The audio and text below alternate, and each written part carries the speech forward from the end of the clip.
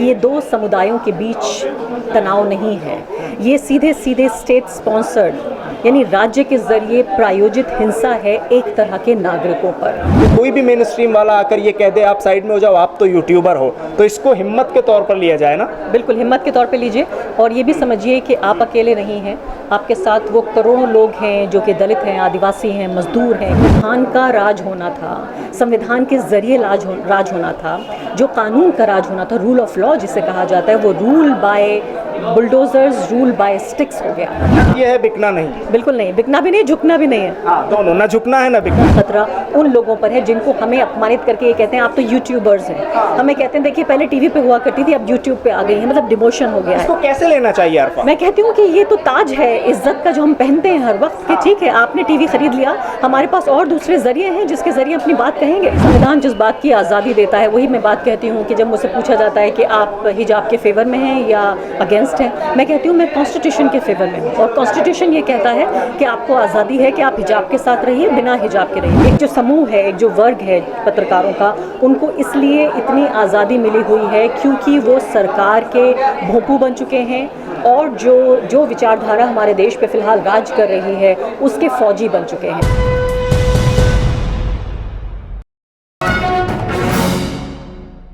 इस वक्त मुल्क में जो मौजूदा हालात हैं उनको लेकर लगातार आवाज़ उठाने वाली और लगातार उनको लेकर बातचीत करने वाली, अपने अलग अंदाज में उन मुद्दों को रखने वाली एक ऐसी जर्नलिस्ट हमारे साथ मौजूद हैं जिनको आरफा खानम शेरवानी कहा जाता है। द वायर के ज़रिए अपनी आवाज़ उठाती है। आपको ये ज़रूर बता दूं कि बिल्किस बानो का मामला हो या उसके अलावा आज जिस प्रोग्राम में हम शामिल हो रहे हैं उसमें तमाम वो पॉलिटिकल प्रिजनर्स के जिनको जेल की सलाखों के पीछे रखा गया, किसी के ऊपर यूएपीए का मामला लगाया गया तो किसी के ऊपर धारा 153A के तहत मुकदमा दर्ज किया गया, वो सभी जेलों के अंदर बंद हैं एक लंबे समय से। उनको उठाने की भी आवाज़ बुलंद हो रही है। आरफा, सबसे पहले आपसे ये जानना चाहता हूँ मैं कि इस वक्त जो मौजूदा हालात हैं उनको किस तरह से आप देखती हैं एक जर्नलिस्ट होने के नाते?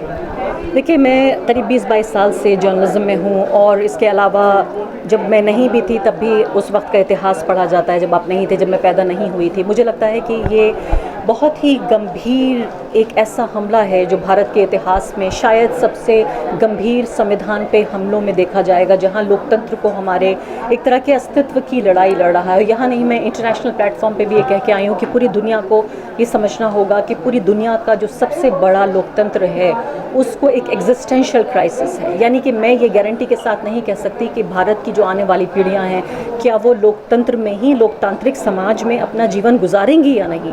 तो इस वक्त जो खतरा है और जो हमला है वो इतना गंभीर है कि अगर तमाम लोकतंत्र और संविधान को चाहने वाले लोग एक साथ एकजुट होकर एक आवाज़ में नहीं बोले तो हम भी गुनहगार कहलाए जाएंगे अपने वक्त के, कि जब ये खतरा हम देख रहे थे तो हम खामोश थे।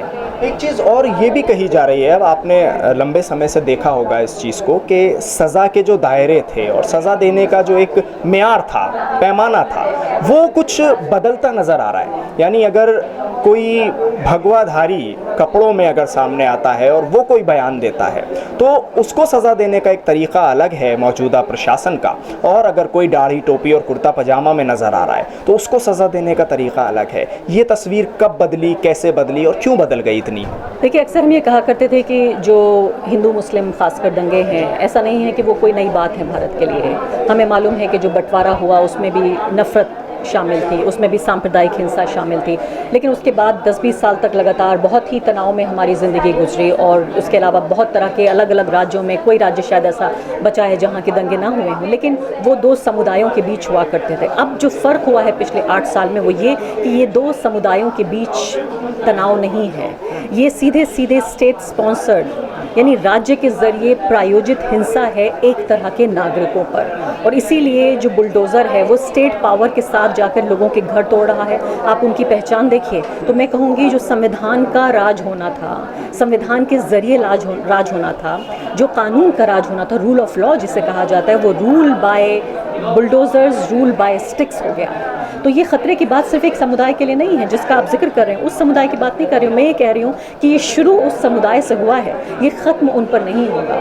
और अगर सिर्फ ये सोचा गया कि ठीक है, अगर ये लोग पीटे जा रहे हैं, इनको पुलिस खंबे से बांध के हमें डंडे लगा रही है और हम जो हैं वो भारत माता की जय के नारे लगाएंगे, मैं ये गारंटी के साथ नहीं कह सकती कि जो लोग ये नारे लगा रहे थे आने वाले भविष्य में उनमें से कोई उस खंबे पे नहीं बंधा होगा और उसकी इसी तरह पिटाई नहीं हो रही होगी। लेकिन एक वक्त अभी 2 दिन पहले भी ये भी देख लिया गया आरफा कि जिसमें तस्वीर अचानक से बदलती नज़र आई। कुछ लोगों ने शपथ ले ली और वो शपथ लेकर कहते हैं कि हम हिंदू धर्म छोड़ रहे हैं, जिसको लेकर अब नेशनल मीडिया इतना बड़ा बवाल खड़ा कर रहा है कि जैसे ये एक देश विरोधी गतिविधि।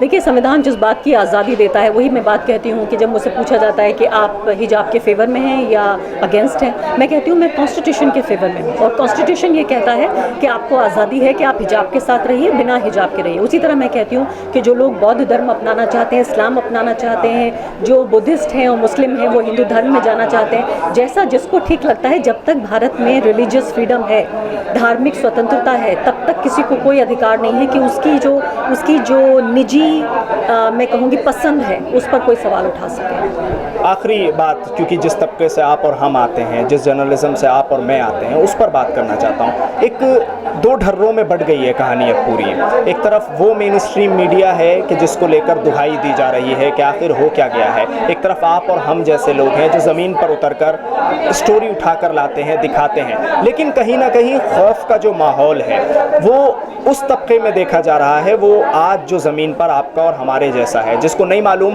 कि कब जेल की सलाखें उसके लिए खोल दी जाएंगी दरवाजे और वो अंदर होगा, किस पर यूएपीए लग जाए, आप पर या हम पर। लेकिन एक नेशनल मीडिया है, मेन स्ट्रीम मीडिया, जो हर वो तरह की खबरें चलाता है जिनसे देश का माहौल भी बिगड़ता है, हालात भी बिगड़ते हैं, दंगे भी होते हैं, लेकिन कोई कार्रवाई नहीं होती। नहीं, बिल्कुल, जैसे कि बोलने की आज़ादी की हम बार बार बात करते हैं। बोलने की आज़ादी कुछ लोगों को तो इतना है कि वो नरसंहार की आवाज़ भी लगा सकते हैं। बोलने की आज़ादी इतनी है कि अभी एक जो सबसे बड़ा मीडिया नेटवर्क है उसके एक एंकर ने कहा कि जब पुलिस वाले गुजरात में डंडे लगा रहे थे तो उन्होंने कहा गरबा खेल रहे हैं। तो इस हद तक बोलने की आज़ादी है। तो एक जो समूह है, एक जो वर्ग है पत्रकारों का, उनको इसलिए इतनी आज़ादी मिली हुई है क्योंकि वो सरकार के भोंपू बन चुके हैं और जो विचारधारा हमारे देश पे फ़िलहाल राज कर रही है उसके फौजी बन चुके हैं। उनका विश्वास भारत के संविधान में नहीं है। वो ये चाहते हैं कि भारत एक धर्म पर आधारित राज्य बन जाए और इसीलिए वो अपनी मजहबी पहचानों के साथ, अपनी जो पेशे की पहचान है उसके साथ बाहर नहीं आ रहे हैं। वो ये चाहते हैं हिंदू राष्ट्र बन जाए। मैं खुल के कहता हूं, बिल्कुल सही बात है, वो ये चाहते हैं हिंदू राष्ट्र बन जाए। यानी कि जब हम 15 अगस्त 1947 को जब हमारा देश आज़ाद हुआ था तभी ये बात सेटल हो चुकी थी कि हम एक हिंदू राष्ट्र नहीं बनना चाहते। हमारे पास ये ऑप्शन था, जब पाकिस्तान एक इस्लामिक राष्ट्र बन रहा था तो हमारे पास ये ऑप्शन था कि हम एक हिंदू राष्ट्र बन सकते थे। तो ये 75 साल पहले ये बहस सेटल हो चुकी है। इसमें और संविधान पे सवाल उठाने वाले लोग इस देश के दुश्मन हैं और मैं कहूँगी कि हर उस व्यक्ति को अपमानित कर रहे हैं जिसने स्वतंत्रता के संग्राम में हिस्सा किया। आपने कहा कि इस तरफ के लोगों को खतरा है, खौफ है।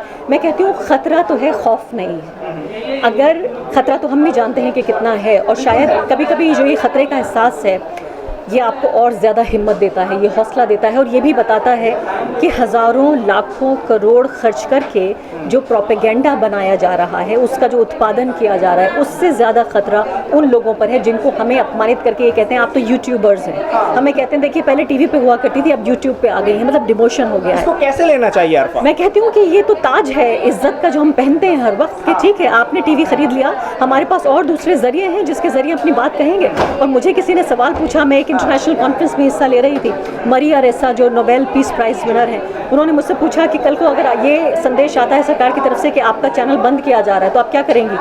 मैंने कहा कि मैं एक ट्रक पे चढ़ जाऊंगी, एक माइक हाथ में लूँगी, भारत के गांव-गांव जाके, गली गली जाके वही करूँगी जो मैं रोज़ करती हूँ। हाँ बिल्कुल, क्योंकि ये एक ताज है। बिल्कुल आपने ठीक कहा। और अनेकों यूट्यूबर ऐसे हैं जो इस वक्त सुन रहे होंगे आरफा की इस बात को, क्योंकि आप सुनना भी चाहते थे ऐसा किसी ऐसे जर्नलिस्ट से जो आपको इंस्पायर करता हो अपनी तरफ, और वो आरफा हैं और साफ तौर पर कह रही हैं कि ये ताज है आपके लिए। इसको ये मत समझिए कि आपको कोई भी मेन स्ट्रीम वाला आकर ये कह दे आप साइड में हो जाओ, आप तो यूट्यूबर हो। तो इसको हिम्मत के तौर पर लिया जाए ना? बिल्कुल हिम्मत के तौर पे लीजिए और ये भी समझिए कि आप अकेले नहीं हैं। आपके साथ वो करोड़ों लोग हैं जो कि दलित हैं, आदिवासी हैं, मजदूर हैं, किसान हैं, महिलाएं हैं, अल्पसंख्यक हैं, वो तमाम लोग जो लोकतंत्र के हाशिए पर रहते आए हैं और ज़्यादा हाशिए पे पहुंच गए पिछले 8 सालों में, आप उन सब की आवाज़ हैं। तो आपकी जब आवाज़ बंद होगी तो उन सब की आवाज़ बंद होगी। आप इस जिम्मेदारी के साथ शर्त यह है बिकना नहीं। बिल्कुल नहीं, बिकना भी नहीं, झुकना भी नहीं है। हाँ, दोनों, ना झुकना है ना बिकना है। शुक्रिया आरफा बातचीत करने के लिए। हमारे साथ आरफा खानम शेरवानी जो कि सीनियर जर्नलिस्ट हैं, वो इस वक्त बातचीत कर रही थी। दिल्ली से कैमरा पर्सन फैयाज हुसैन के साथ न्यूज़ MX के लिए साहिल नकवी।